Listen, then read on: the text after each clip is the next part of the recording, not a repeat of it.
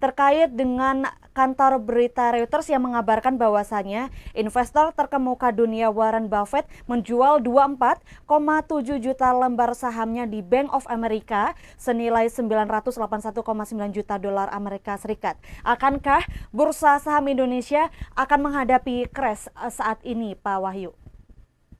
Iya, jadi eh entah ini banyak banyak banyak spekulasi, tapi memang kalau bicara Warren Buffett ini dia seperti seperti cenayang saham ya.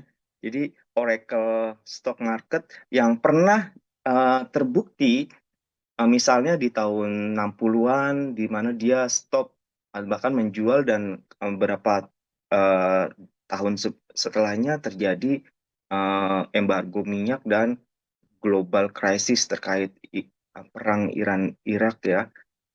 Jadi Arab Oil Embargo ini membuat eh, Warren Buffett terhindar dari kerugian besar karena sebelumnya dia sudah menjual banyak sahamnya. Kemudian di tahun kemarin waktu Corona juga dia sangat-sangat sadar gitu loh bahwa dia tidak aktif dan akhirnya dia juga mengambil keuntungan besar pada saat saham sudah jatuh dan dia terhindar dari kerugian corona ini. Tetapi ini memang masuk akal ya, karena kita tahu bahwa ta- bursa Amerika ini luar biasa ya, luar biasa kuatnya karena eh, dia terbang dalam hitungan hari aja itu sangat-sangat luar biasa pasca Trump menang ya.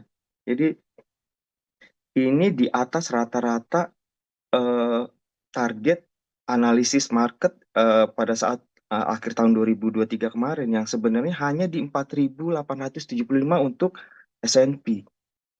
Ya, tapi sekarang dia sudah di atas ya 1.100 poin. Ini luar biasa. Jadi untuk saat ini dia S&P sudah rebound 27% year to date-nya dan ini 3 kali ya kekuatannya. Dan dalam eh, pemilu terakhir sejak pemilu Trump kemarin yang menang, dia sudah 15 naik berturut-turut gitu. Jadi ini memang sudah luar biasa gitu. Eh, tapi terlepas dari gegap gempitanya bursa Wall Street yang luar biasa kuatnya dan ini eh, masih masih tanda tanya apakah berlanjut enggak. Tapi memang beberapa alasan lain bisa jadi. Pertama, ini Trump isu bisa jadi menjadi tantangan tersendiri bagi bursa Wall Street di mana apakah baru saja dia misalnya kepada Meksiko, Kanada, dan China gitu keras bicara perdagangannya itu kan. Eh, Seperti tahun pemilu yang sebelumnya dia menjadi presiden sebelumnya dia juga seperti itu. Jadi eh, apakah ini mengganggu market gitu? Kemudian yang kedua alasan pajak karena pajak ini juga bisa jadi isu ya. Dia kan bisa menghindari pajak dengan menjual beberapa sahamnya itu ya. Kemudian yang berikutnya dia juga bisa eh, mempersiapkan rencana tertentu, tidak hanya mengantisipasi market yang crash misalnya atau pajak yang dihindari, tapi dia juga misalnya mengumpulkan uang untuk market ini akuisisi ya. Eh, jadi akuisisi market ini bisa pernah terjadi waktu itu eh, misalnya dia membeli saham tertentu waktu itu di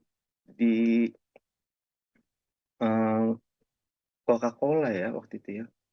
Intinya dia mencoba memberi persiapan untuk dana lebih untuk akuisisi market.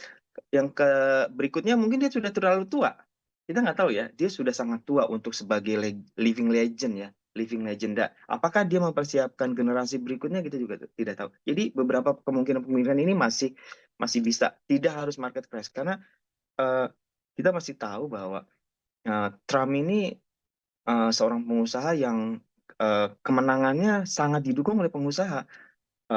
Dia seorang yang properti, kemudian juga kuat di stock market, bahkan kemenangan bagi crypto market, di mana kemenangan dia membuat hampir Bitcoin USD itu 100.000, ya kan, mendekati itu. Jadi ini eranya bisnis yang bisa jadi membaik, walaupun kita tinggal tunggu atasnya, topnya di mana nih Wall Street kan, tapi kita nggak ada yang tahu karena dari 2023 2024 orang mencari top-topnya, terus terus aja naik sampai 30%, mendekati 30%, atau sekitar itu 27 sampai 30%. Jadi kita tidak bisa menebak kalau kita hanya bisa follow the trend.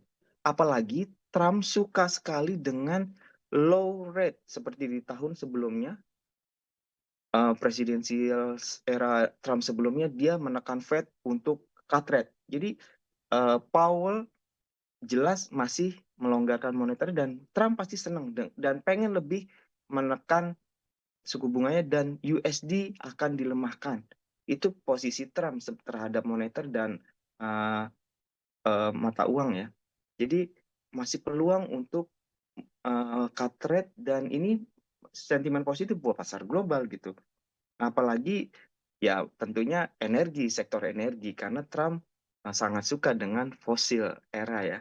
Jadi itu sih. Jadi secara medium term, terutama di era Trump ini, masih potensial Wall Street menguat. Jadi crash bisa jadi, tapi belum kuat ya. Kalaupun ada koreksi lah, kalaupun ada koreksi, tidak menjadi bear market, apalagi di atas 20% kejatuhan pasar, nggak. Koreksi biasa lah, karena memang sudah Oke. overbought sangat-sangat tinggi rekornya.